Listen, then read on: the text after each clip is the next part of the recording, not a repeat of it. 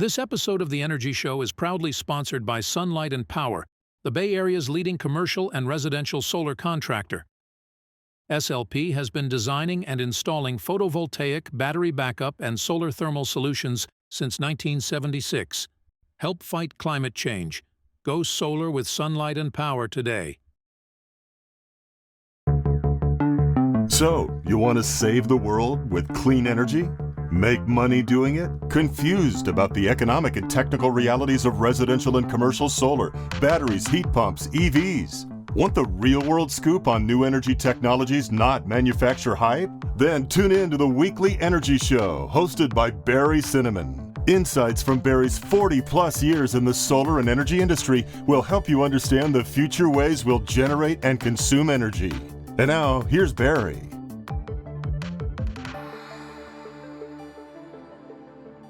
Welcome to this week's Energy Show. Now, with the end of net metering in California, in Hawaii, and it's being put to death in other states also, batteries are now an essential part of home solar systems. Virtually every solar system that's sold in California now includes a battery. We're actually selling more batteries than solar systems right now. But the end of net metering in California, Hawaii, and other states has the same implication for commercial customers. And commercial customers, C&I customers, also pay really high time of use rates. I was looking at our most recent electric bill here in Los Gatos, California. The peak rates during the summer from noon to 6 p.m. during the week, 66 cents a kilowatt hour peak rate. That's insane. And, you know, for somebody that's using, say, 10,000 kilowatt hours a month, that's a $6,600 monthly electric bill. It's insane. 40 cents a kilowatt hour off peak. Plus, C&I customers often pay a demand charge of $24 a kilowatt. So if you use 100 kilowatts peak in any time in a month, you got another $2,400 bill. So we're looking, it's like a $9,000 electric bill for somebody that's using 10,000 kilowatt hours and it's got 100 kilowatt hour demand. So it's huge. So for C&I customers, it makes total sense to install solar, even if you're not net metering, because they can offset during the day 66 cents a kilowatt hour. And they can use that battery to avoid the expensive evening power because they're going to be able to charge up during the day, and they can avoid the demand charges. But here's the bizarro thing. It just kind of blows my mind when I go to shows like RE+. There's very, very few good commercial established battery system manufacturers for C&I. And, you know, I kind of look at the industry over the last dozen years or so. The early C&I battery companies all moved completely upstream to utility scale. They just kind of abandoned the commercial market. You know, offices and warehouses and companies that have maybe, 10,000, 20,000, 100,000 square feet. There's just nothing there. It's almost all utility scale or residential. And so there's a tremendous gap in this market for C&I batteries. And it's really appealing here in California because there's a lot of demand. So there's very few good C&I companies. And one battery storage company that also does solar that really has their act together is Fortress Power. It's my pleasure to have Jing Yu, Fortress's CEO. And I just think back, I met Jing about a dozen years ago when she was the VP at Winneco Solar. And, she was actually doing a great job marketing their Taiwanese solar panels in the U.S. And she moved to Fortress a while ago, and she's been their CEO for 7 years. I'm also joined here by Alex Lepori, Fortress's Western Regional Sales Director. So welcome to the show, Jing and Alex. Well, Barry, we're very excited to be here. Thanks for the opportunity. And this is a wonderful podcast that you've been doing for years. So. Yeah, it's something that I love to do, and it helps the industry. All right, So let's just get started with a little bit of an introduction about how Fortress got started. Sure. So back in 2016, the Fortress Power actually was founded by me and Barry and Eric, and it's an interesting mix. So I'm the electrical engineer plus business development, and Barry is a contractor / with a Wall Street background. And Eric is chemical engineer that works in automotive industry.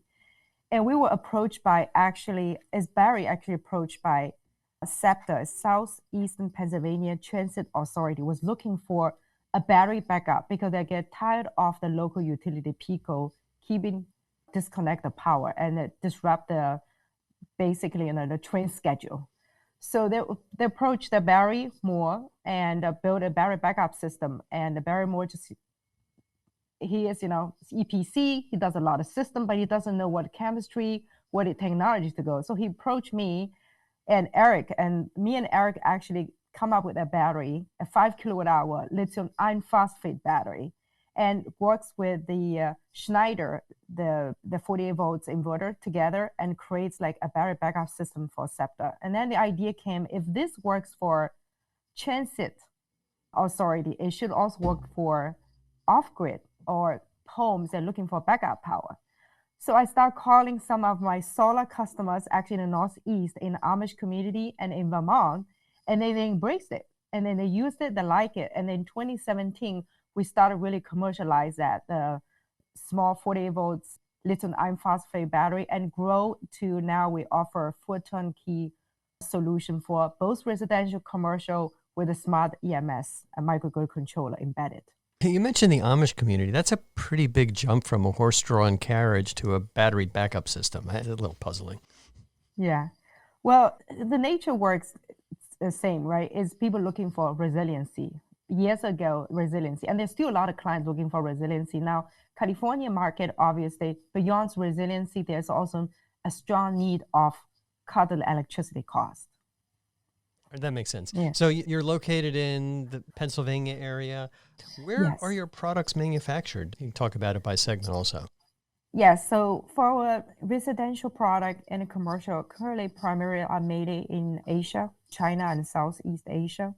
But we are in the process also have that product to be manufactured here in the US in the second half of year 2025. And I do think that the space probably needs, kind of, I would say a lot of project will be needs a requirement of the US made, especially for, PPA and third party owned products. But I do still believe for cash and loan customers, there's still a good source have some products come from, maybe not necessarily now from China because the possible tariff, but still, like non-China, non-US, there's still very good capacity there can make it the cost effective for homeowners and business owners. Yeah. Okay, good. You mentioned you're using LFP. Is that for the residential and the commercial products? Yes, we actually the first two company offered and really educated industry install EPC about lithium iron phosphate. The other one is, simplified batteries. Yep. They're both very, very good. Yeah. All right. Well, tell me a little bit about your residential products. Yes, well, we offer both 48 volts and also the Avalon high voltage systems. Now, the 48 volts products, obviously, that's how the battery storage in residential market started. And still a lot of homeowner and installer use it for, let's say, if you want to have off-grid homes, or if you have the money to invest in a big system to back your entire home, 48 volts is your go-to. It's very flexible. It's easy to scale up, right? And it's robust. Now, the Avalon high voltage system comes with a built-in smart load control. The idea is for homeowner that want to pay a decent size 50 kilowatt hour, 20 kilowatt hour systems, but you still want a whole home power access, but you don't need to invest a big battery bank. Then it's good to invest in smart load controls. When the power goes off, you still have the whole home access, but then the system's smart enough to know to prioritize your loads based on your needs. Yeah, that's such an important feature, and it's something that many companies, including some of the biggest ones in the industry, just kind of say, oh, well, just put in more batteries. But that doesn't really solve the problem when the power goes out in the middle of the night and it's hot or cold. So that's cool. Great. All right, so tell me a little bit about your commercial products. Yes, the commercial one, just like you just mentioned, there's very few companies actually focus on that. We offer, and we have that niche which is there's a gap. We fit systems from as small as 50 kilowatt hour to about a 4 megawatt hour. Now, the real sweet spot for us is really from the 50 kilowatt hour to about 2 megawatt hour. And that applications, it goes for restaurants, gas stations, right, hotel, to small manufacturings, or even we actually also build a lot of microgrid systems, really for board patrol projects. It comes with the two sizes. One is the eSpy Mini, which is a fully integrated pre-wired turnkey solution. When you get a system, the inverter, the batteries, the smart microgrid controller is already built in. It's already configured to exactly the system needs you need, and it makes the installation to be as simple as possible. You put a concrete, you drop that very compact units. It's pretty much like two sides of, if you look at the footprint, two sides of college fridge, obviously a little bit tall, but that really requires little footprint. And you can scale them from within the cabinet, you can scale from 80 to 266 kilowatt hour, right? And you can stack 3 of them. So those are very good for small 208 volts or 480 volts applications. Then we also have the eSpy 280. That is more kind of modular design, because there are some sites we learned modular design has its advantage, where you can position the inverter or the microcontroller, the AC combiner, it's in one cabinet. And then, inverter in the different spots, you can group together your different spots. And the 280s really tackle system size from 280 kilowatt hour above to 4.2 megawatt hour. I didn't mention about 50 kilowatt hour. So if you have the smaller system, we do also have our 48 volts can line up to support small 3-phase applications. We have a lot of them for farmers. They use it a lot of that as well. They got to pump water when the sun's not shining, and they don't want to pay a fortune for it. But there's just a huge gap in the market for 3-phase.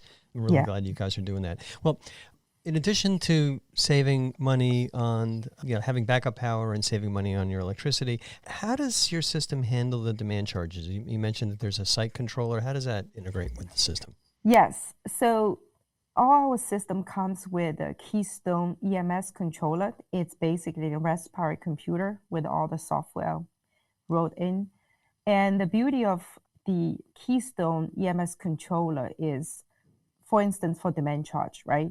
You can set a baseline, say, hey, I want curtail my demand charge to, let's say you mentioned about 100 kW, you want to curtail to 50 kW, right? You can also curtail 100%, but then it might require to have a big system. So that might be not worth it, right? So we have also, I need to talk about our Keystone Designer that can also help you identify what's the optimum demand charge for you to reduce. So let's say in this case it's 50 kW. Then the EMS set up 50 kW. Once this EMS sees that your load's going to exceed 50 kilowatts, the battery will get discharged. So that way, before that 15 minutes interval where utilities start to measure your loads, before that happens, the EMS is smart enough to discharge the battery. So make sure your loads will not exceed 50 kW of pulling the power from the utility. Just out of curiosity, and just kind of probably getting down into the weeds on this, but if your demand threshold is set at 50 kilowatts and you have a 50 kilowatt hour battery, are you just trying to shave that demand down to 45 kilowatts so the system can last for 10 hours? Or are you shaving it by 2 kilowatts? Or how does the system decide that level? Yeah, well, it really depends on, like the peaks, you shave the durations, right? So we've seen a lot of peaks actually very short time. It's only 5 or 10 minutes, right? And then you probably just, if you do not want to invest in a big battery, then it just the system stops discharging. But let's say your peaks are long duration, then you need more batteries. Your capacity can go up. The system designed that you can have flexibility to add that capacity. Okay. That's a really important feature, because that's just another very big contributor to savings by minimizing those demand charges.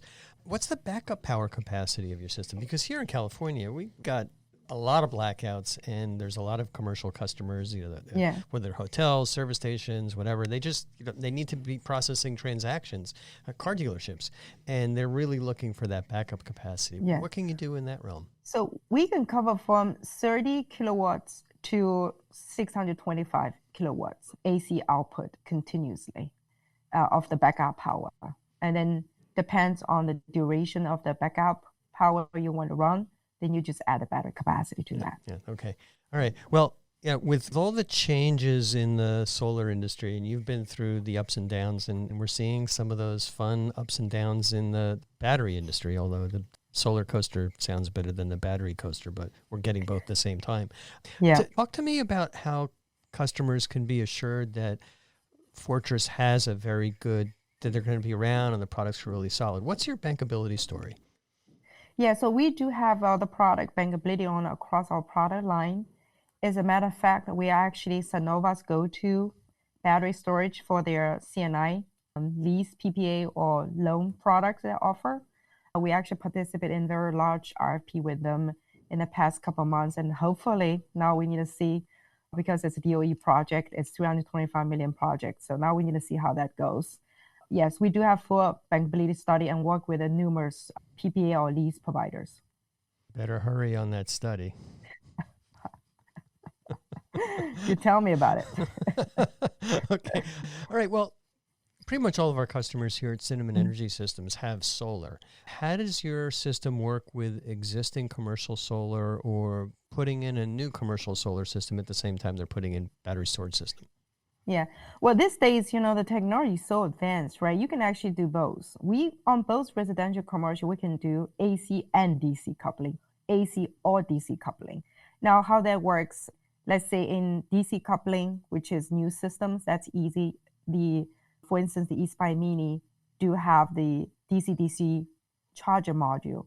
It can pull in the strings and then convert, DC power to AC. Now, if you do AC coupling, then for instance, for eSpy Mini, you just take that DC-DC module out and then you AC couple it. Now, our Keystone EMS that is already compatible with many PV inverters, such as SMA, CPS, Selectro, Solar Age. If you want to AC coupling, it's there. Those are already on our AVL. Now the beauty is, and not just we do in a residential AC coupling, you can through the frequency shifting. This is really through a communication, right? They send data, telemetry data to each other. It allows our EMS controller actually to curtail PV production if it's needed. If it's in zero export applications or in the cases that there's no power for the PV to go, the EMS microcontroller can curtail the PV production. Yeah, that's a really good feature. I mean, there's 3 ways to do that. You can just shut the production of solar off. You can use, with a relay, you can use frequency shifting to also do that without a relay. But the best way is with a power control system where you just throttle back the solar. But now that you mentioned it, let's talk a little bit about zero grid export situations. There's this funny law that popped up in California called AB 2143, which doesn't really say zero grid export in it, but it basically is all about prevailing wages. And the way this law came about was that the California government decided that even net metering is an incentive, and they were able to twist the regulations that basically say that if there's any government incentive, the work has to be done on prevailing wages. So they passed a law. I actually testified against it, but they passed a law that basically said that every net metered system in California that's using Rule 21, anything that's interconnected under net metering, old or new, has to have full-blown prevailing wage requirements, which adds a lot of expense. It makes it really hard to find the right manufacturer. It's not just wages, it's the workforce. But there's a kind of, not as much a loophole, but it only focuses on net metered Rule 21 systems. So any system that has zero grid export, in other words, you're never going to send the solar or the battery power back to the grid, you don't have to worry about these really expensive requirements. So how do your systems work in California and probably other states too, probably Hawaii? How do they work with a zero grid export situation? First of all, Barry, I really appreciate that you've been a long year warrior for solar storage industry. I know you have been really, with the obviously other, CASA members to really protect the industry. And I know you guys have gone through a lot of battles. And it's always interesting to see that California, in one hand, very embrace renewables, right? But on the other hand, you always have those new regulatory requirements come out, and then just nobody knows what it is, and it makes the AHJ and the utility, the permitting, it's just a lot of red tapes. Now, regarding this is the so-called zero export. It's the equipment, the full equipment need to be, that means the charge controller, the hybrid inverters, the battery storage, and also the EMS controller, all has as a system, entire system has to be UL 1741 CRD certified.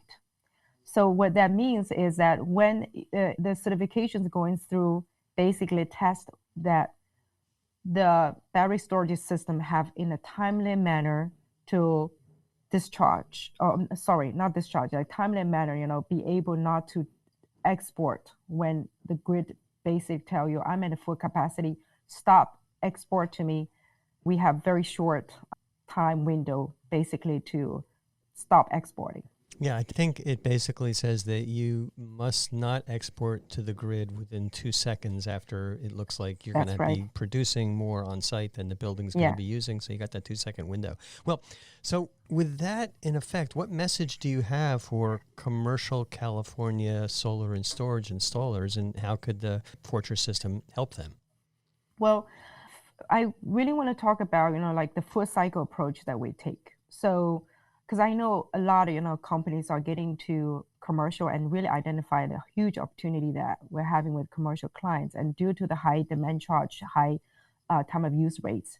However, where to begin with, right? First, because when you approach your commercial clients, you always have to talk about the payback. What's your investment? What is your payback? So we have an in-house Keystone designer that can help our EPC developers to really do system design as well as financial analysis. So you can bring that to your commercial clients and present to them, hey, this is your capex, right?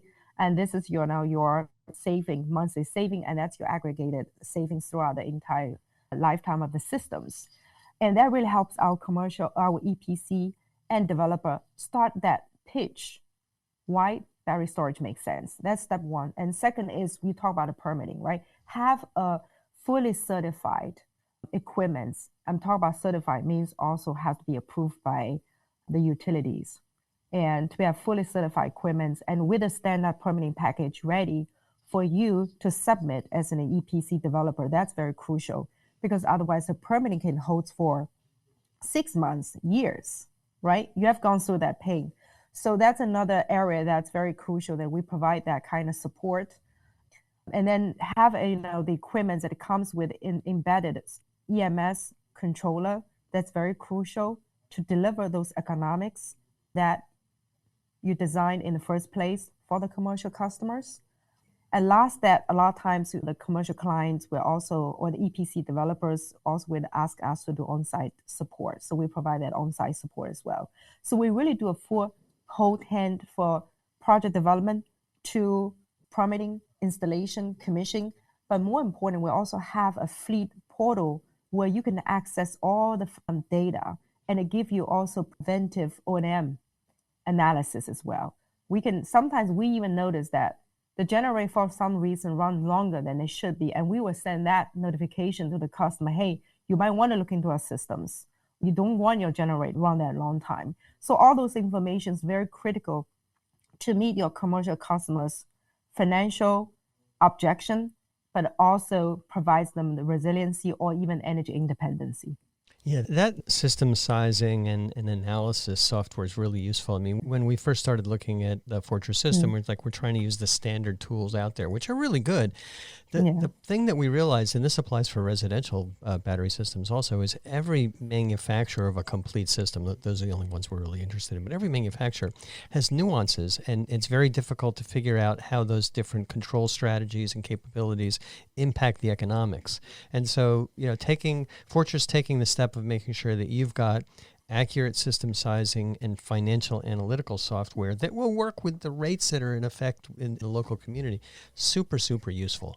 Because that way you can make sure that you're giving the customer the best deal and you're showing the best payback. Yeah. And I really think it's just you talk about it for California commercial or even nonprofits, whomever has three-phase power, that should really look into do analysis and see if the solar storage is a good option for them, which we know that in a lot of cases, it really makes totally sense. So we talked a little bit about this system sizing and economics software upfront, but I know software is a big challenge for all battery systems, whether that's the app that customers have, administration software so you can see how your system is working in detail, Fleet View for companies that are monitoring a lot of systems, and just the basic monitoring platform. Where do you develop that software and what components do you have? Yeah, so we are a traditional and hardware manufacturer, right? We begin with a 48 volts product. What we did is 3 years ago, we made acquisition of an EMS platform from CleanSpark. CleanSpark has been doing solar storage project development for almost 10 years. But we know 3 years ago, commercial storage, it's just a very small market, right? And then they decided to pivot into the crypto mining. So we were very lucky to be able to acquire that EMS platform and the team behind it. So the team and the EMS actually has aggregated close to 10 years of experience when we acquired. Obviously, they went through a lot of investment mistakes. So when we acquired this EMS platform, it's really, really robust and being tested with a 50 plus systems all over the place with all kinds of different equipments, because CleanSpark is not an equipment manufacturer, they're a developer. And we learned a lot about different equipments, how that interact, how the data, work together, telemetry data, API integration. So our systems are very, very robust. Now I can not tell you it works 100% because no software works 100%, but just give an idea that for some of the TPO financing company, we have to make sure our systems operating 95% of the time. Yeah, that's so smart. I just see so many companies that develop the hardware and then they say, okay, we got this little tinker toy bit of software that shows how it's working, but it just doesn't cut it at its scale. And working with a company that already developed it, that's just super useful. All right, well, we talked a lot about batteries and storage and solar and opportunities. What do you do for fun when you're not selling battery systems? Well, I have 2 girls. I like to travel with my family. I like reading them books and spend time with them. Yes, that's kind of my hobby. Right. You got a life. That's the important part. Yes, absolutely. I think that's important. Yeah, right. Okay. Well, how can people get in touch with Fortress? Yes, you can go to our website, fortresspower.com, and you can see all the products. But more important, we also have a project sheets where you can, as an EPC developer, you can fill out the project sheets under a commercial sector, and we will help you design the systems. And do you have a phone number or a website address? Yes, it's fortresspower.com. And the phone number is Alex. I was going to defer Alex. You want to give your phone number? Of course, 877-497-6937 is our line. That's good. I hate to say it, but so few people use the phones, and one of the biggest criticisms we get with our customer service is we're not answering the phone anymore. We answer the emails right away, but not the phone. So anyway, that's really, really good. Well, anything else, Alex, or anything else, Jing? Well, Alex, I want you to have a talk about that. You've been in the California market, represented Fortress Power for years. Yeah, what do you know? What kind of advices or suggestion that you have for clients? I always tell folks to do their research, right? Before they even consider commercial project development, it's a little bit different than residential, right? It's a longer sales cycle. There's a lot more stakeholders involved. So in residential, Barry, as you know, it's relatively quick with residential projects. Commercial, it's a much bigger appetite to take on. So I always tell folks, do your research, work with reputable manufacturers like Fortress Power that can support you from beginning to end, whether it's with design, on-site commissioning, and things like that. So do your research, head over to our website, fortresspower.com. A lot of resources there, from installation guides to YouTube videos and everything in between. All right, that's terrific. All right, well, thanks, Jing, and thanks, Alex, for joining me on this week's Energy Show, and thanks to all of our listeners for tuning in. If you missed any of today's show, you can always go to the Energy Show website at energyshow.biz and listen to the podcasts.